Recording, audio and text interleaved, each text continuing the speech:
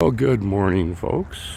It is the 16th of January, 2025. I told you if I could catch a halfway decent sunrise over the valley here, like we have different weather conditions, I'd sure love to come up here and bring it to you. Well, that's happening right now. Look at the sun glowing off of the Exchange building downtown, the windows. Because this is what's happening here this morning.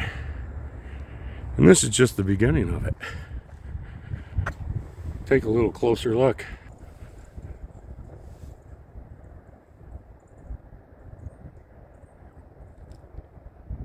It is 19 degrees out with about a 4-mile-an-hour wind. They say 4 to 10. It's going to be partly cloudy today. And then the temperatures are going to drop. And we're going to get a little snow. All the way up until next Friday.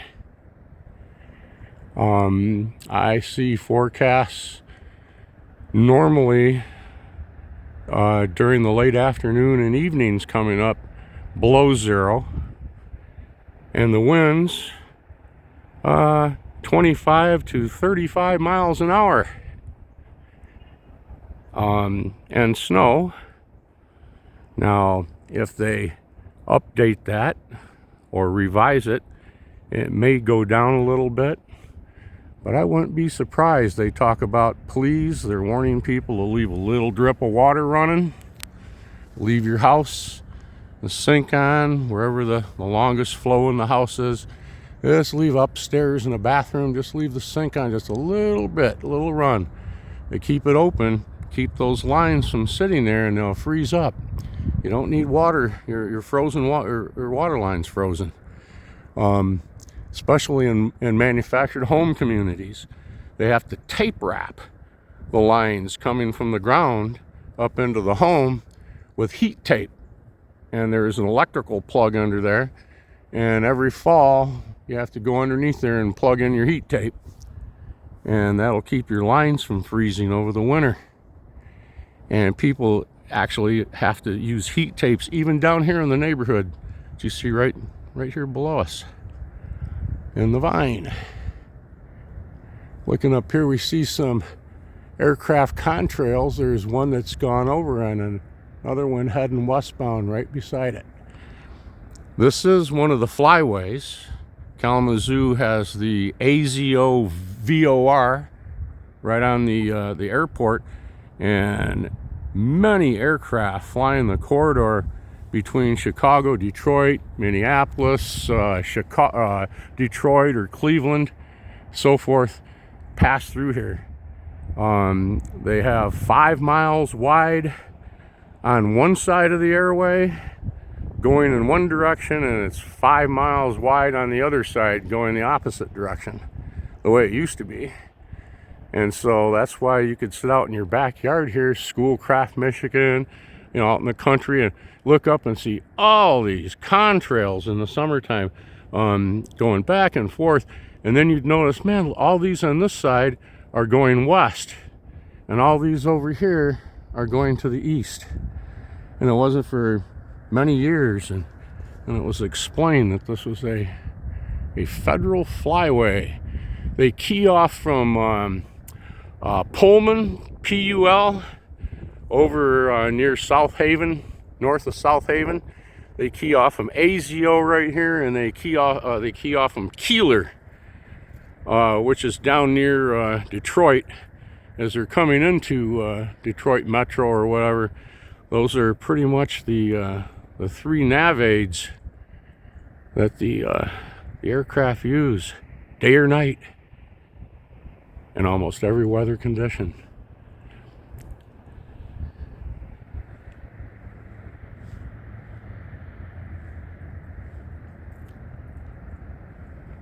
Some people too, it gets cold out, they'll leave the doors open under their cabinets in the kitchen, in the bathrooms, if you have a sink that has cabinets underneath it.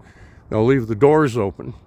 That allows a little extra heat to come in and keep your pipes toasty.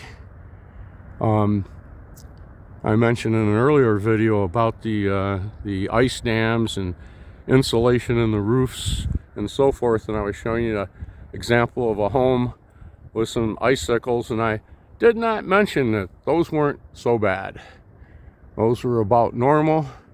That house had had a really good insulation job done just a few years ago in the roof and so forth, and those icicles there were just on little shelf wide roof parts, just the design of the home, and that kind of stuff could build up there all day long and it wouldn't cause a problem.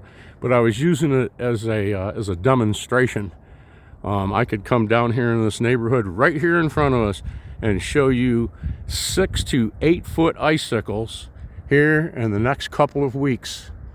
Let this next event, they call it, get over with this coming week, and I'll see what I can do next Monday, a week from this coming Monday, and cruise around down here and show you some big icicles. The Widowmakers, literally. Well, a 1 foot sickle falling from 20 feet from one of these eaves will take care of business, I'll tell you. You don't walk between these homes like this. We're kids, lived right down here next to the Hinman skyrise you see there in the middle of the photograph. We would walk all around a friend's house in the summertime, cut all between the homes and everything else. But in the wintertime, das is verboten. No way. No way.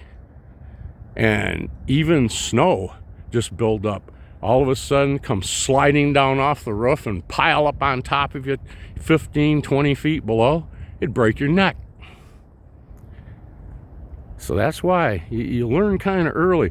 In the springtime, and I am not kidding you, we used to find cats that had succumbed between the homes. Yep, and 4 of them over the years lived down here. It says, man, you know, that's just a word to the wise, and some people might say, well, where I've lived, it never gets like that. I never have to worry about that. You know, we got snow on our roofs and so forth. Well, yeah, I understand, but take another look at these situations. I kind of chuckle about it because we're brought up in it, just like stopping at a stop sign. It's just as common for kids here to know.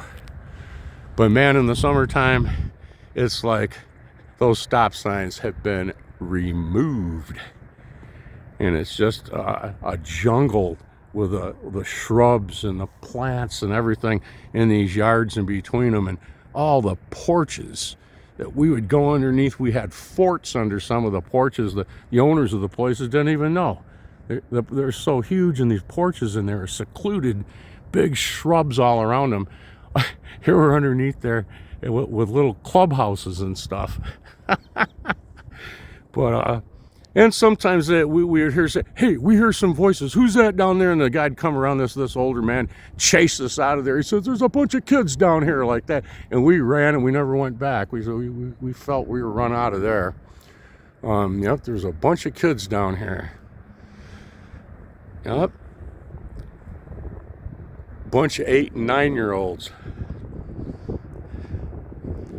His wife probably says, now, Henry, go easy on him. Remember what you used to do when you were a kid? You take the wagon wheels off and put it up on top of the barn, put the wheels back on them as jokes.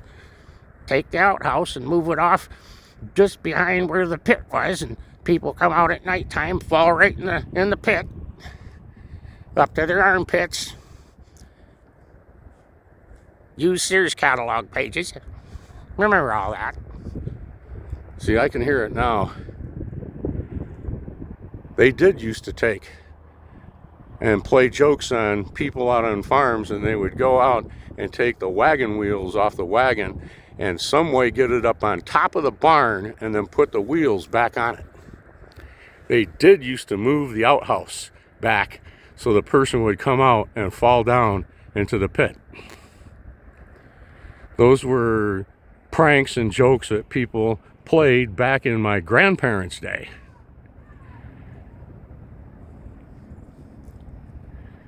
I would say that those would be pretty severe jokes. Today, I wouldn't be laughing. It just seems, man, short sheet the person or something, but man, move the outhouse. All right, there we go. Nice little sunrise poking up there. Have a great day. Grandson has a half day today, so we got some things to do. Looks like a sledding hill right here. It's going to be nice and frosty. I got to catch these people doing that. Make some good video. I know you'd enjoy that. See what I can do about that. Till then, we'll see you in the next one. Have a great morning. Stay safe, insulated. Watch overhead. Look up. Always look up, see what's going on. Don't walk under that ice. All right. Take care.